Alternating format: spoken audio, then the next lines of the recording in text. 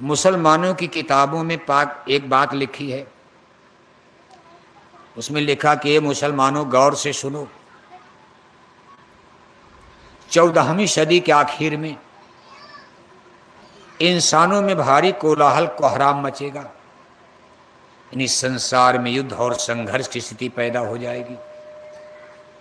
उस समय खुदा का पैगाम लेकर एक फकीर महात्मा धरती पर पैदा होंगे।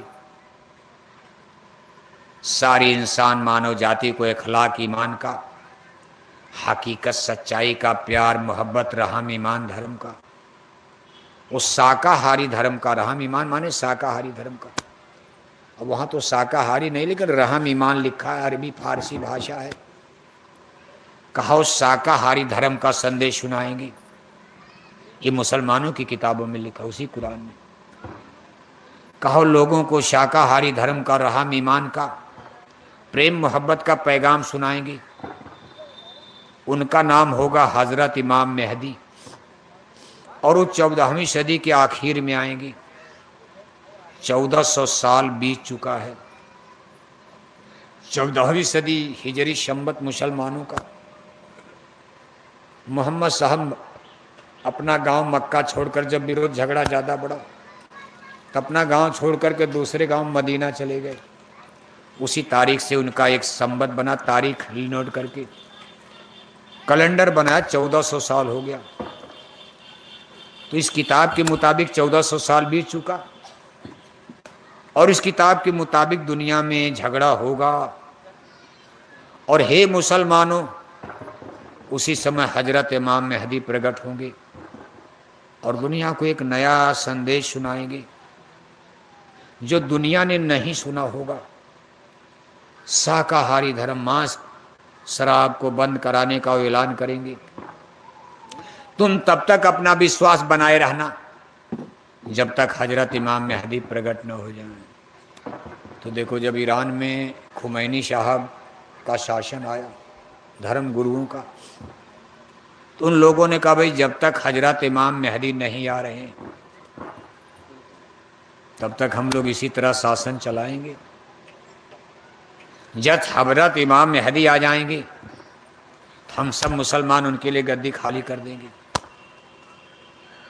ये बात सऊदी अरब को अच्छी नहीं लगी।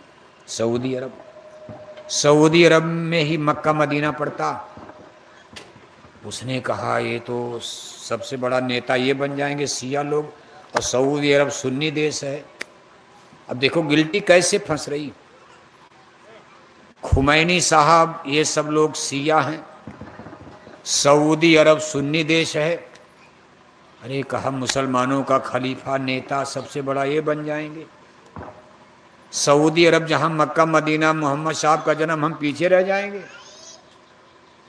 उसी में अमेरिका ने टांग अड़ा दिया, सऊदी अरब और ईरान से ही भिड़ा दिया। सुन्नी देश एक तरफ, शिया अकेले ईरान। इसलिए सिद्ध में आप देख रहे हो एक भी मुसलमानी देश ईरान का साथ देने को तैयार नहीं है। सऊदी अरब, कुवैत, दुबई, पाकिस्तान, तुर्की, मिस्र, सब देश चुपचाप देख रहे हैं तमाशा। और भारत के मुसलमान कहते कि भारत बोले। भारत क्यों बोले? भारत तो वहां टांग अड़ाएगा अमेरिका के सामने। क्यों आखिर भारत बोलेगा? अरे बोलना है तो पाकिस्तान बोले। भारत के लिए आप परमाणु बम लेकर खड़े हो जाते हो, और आज मुसलमान भाई मारे जा रहे हैं, अमेरिका पीट रहा है, तो पाकिस्तान को बोलना चाहिए, तुर्की को बोलना चाहिए। भारत पाकिस्तान में लड़ाई हुई, तुर्की अपना बेड़ा भेज दिया। पाकिस्तान की मदद के लिए तुर्की ने भेज दिया इस्लामाबाद, कराची के बंदरगाह पर। और आज आप ईरान में नहीं भेज रहे हो, मुसलमान मारे जा रहे हैं। चाहे कुवैत, अमेरिका में कौन मर रहा? अमेरिका तो बहुत दूर है, वहां कहां बम जा रहा है? कुवैत, दुबई, सऊदी अरब पर पीट रहा है ईरान, वहां भी मुसलमान नुकसान हो रहा। इस लड़ाई में सबसे ज्यादा मुसलमानों का नुकसान हो रहा। इजराइल का तो झूठा अल्लाह 2-4%, छोटा देश है लेकिन उसकी ताकत गजब की। अमेरिका का सपोर्ट है, उसके पास मिसाइल कम नहीं है। ईरान के सारे बड़े बड़े लीडर मार दिए गए, नेता मार दिए गए, धार्मिक लीडर मार दिए गए। इतना छोटा देश इजराइल, अभी इसका कोई कमांडर नहीं मारा गया, उसका कोई नेता नहीं मरा। बस मीडिया में ईरान ईरान चिल्ला रहे हो आप। ईरान को खंडहर कर दिया इजराइल ने, क्योंकि अमेरिका पीछे लगा। अमेरिका से भिड़ना आसान समझ रहे हो आप? और आप कहो कि भारत जाकर उसमें टांग अड़ावे। भाई आप बोलो तो भारत भी कुछ करेगा, जब उनके बिरादने इस्लाम के लोग कुछ बोल ही नहीं रहे हैं। 57 देश मुसलमानों का चुप। 1 किलो गेहूं चावल कोई भेजने को ईरान को तैयार नहीं, अमेरिका के डर के मारे। भारत क्यों जाएगा? सवाल बड़ा विचित्र फंसा हुआ। भारत की मजबूरी क्या है कि ईरान से तेल और गैस, ये जो आपके घर में खाना पकता है, सबसे ज़्यादा गैस ईरान वहीं से आती। अगर ईरान रोक देगा तो कुछ दिन में आप लकड़ी और कंडा गुहारी इकट्ठा करोगे आप। और आपको करना चाहिए। ये गैस वैस कभी भी बंद हो सकती है, आज नहीं तो कल, कल नहीं तो परसों, साल 2 साल के बाद तो युद्ध होना है। मान लो आज बंद भी हो जाएगा, आगे विश्व युद्ध होगा, परमाणु बम छूटेंगे, बिजली चली जाएगी, गैस बंद, डीजल पेट्रोल के कुएं खत्म कर दिए जाएंगे।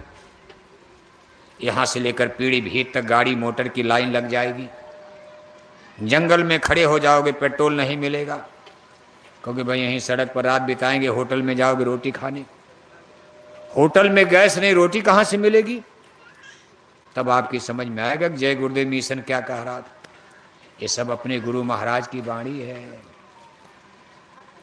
यानी ये सब आगे समय खराब, आदमी के पाप का घड़ा भरता, एक न एक दिन फूटेगा। डीजल पेट्रोल कोई अनंत नहीं है। आप बड़े बड़े शहर बसाते जा रहे हो, न धर्म मानना न कर्म मानना, बस चलो शहर में, चलो शहर में। इतने बड़े बड़े, आपको मालूम है शहरों का फ्यूचर अच्छा नहीं है, शहरों का भविष्य बहुत खतरे में है। और शहरों के लिए 3 खतरा बहुत बड़ा। पहला खतरा तो यह है कि शहरों में जलवायु प्रदूषण बड़ी तेजी से फैल रहा। जल माने पानी, हवा माने ऑक्सीजन, ये बड़ी तेजी से गंदी हो रही है, क्योंकि इतने बड़े बड़े शहर आपने बना दिए। करोड़ों करोड़ों आदमी वहीं टट्टी कर रहे, पेशाब कर रहे। हवा और पानी, इसको जलवायु प्रदूषण कहते हैं।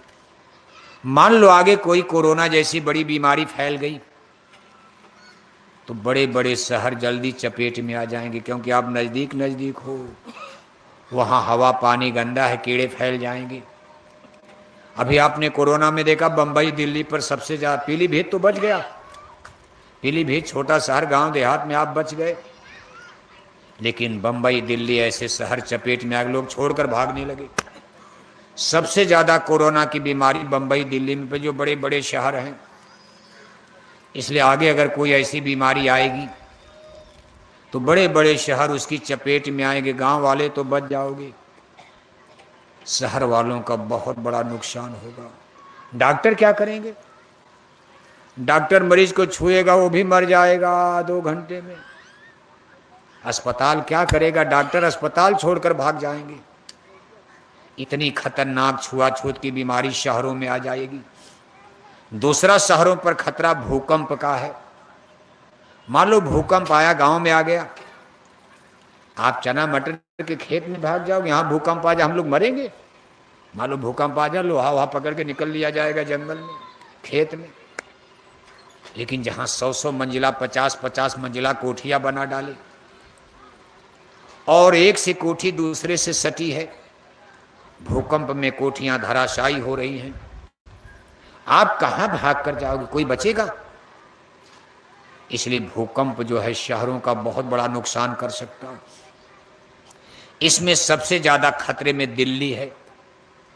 दिल्ली भूकंप की सीधी पट्टी। अफगानिस्तान, हिंदू कुशमाला, यानी पश्चिम में हिंदू कुशमाला पहाड़ियों से अंदर अंदर, जैसे पेड़ की जड़ होती, बाहर में तो पहाड़ दिखा, अंदर में जड़ है, सोड़, जैसे पेड़ बाहर में दिखाई देता है, लेकिन उसकी सोड़ अंदर अंदर फैली रहती, पता नहीं चलता।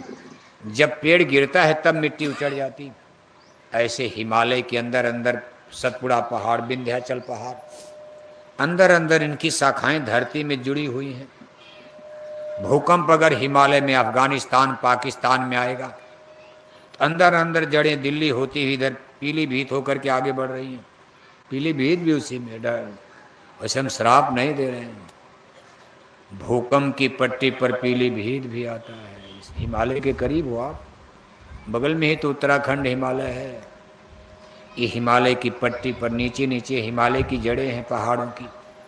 अगर हिमालय कांप गया तो दिल्ली हिल जाएगा। फिर दिल्ली का होगा क्या? तीसरा शहरों के लिए खतरा है युद्ध में, विश्व युद्ध का। अरबों रुपए का महंगा परमाणु बम दुश्मन चना मटर गेहूं के खेत में गिरा कर क्या लाभ मिलेगा?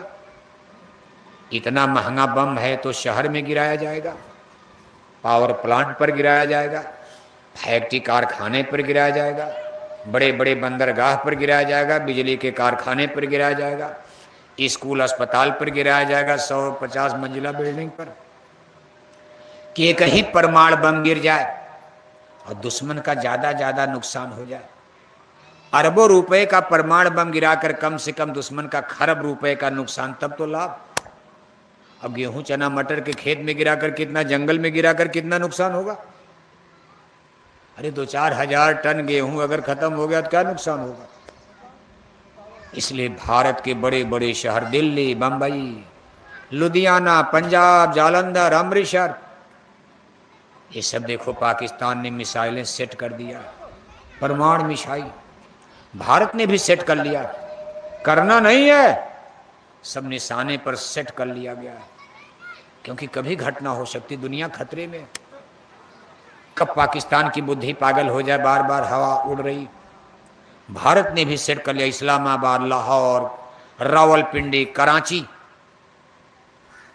भारत कहता भाई देखो पहले हम तो दागेंगे नहीं, पाकिस्तान कहता भाई हम पहले भी दाग सकते हैं। दोनों में अलग भाव है। पाकिस्तान कह रहा भाई हम इंतजार नहीं करेंगे, अगर हम देखेंगे गड़बड़ होगा तो हम पहले छोड़ देंगे। भारत कहता भाई कुछ भी हो जाए हम पहले नहीं दागेंगे, लेकिन अगर हमारे ऊपर परमाणु बम आया तो हम शुरू करेंगे। मान लो भारत शुरू करेगा, पाकिस्तान तो खत्म हो जाएगा। लेकिन भारत का भी तो 2-1 शहर नष्ट हो जाए, हमारी एक अंगुली तो कट जाएगी। मान लो पाकिस्तान को तो हम लोग मार डालेंगे। परमाणु बम का युद्ध अगर शुरू हुआ तो पाकिस्तान अब नहीं बचेगा। परमाणु युद्ध कोई मामूली होता?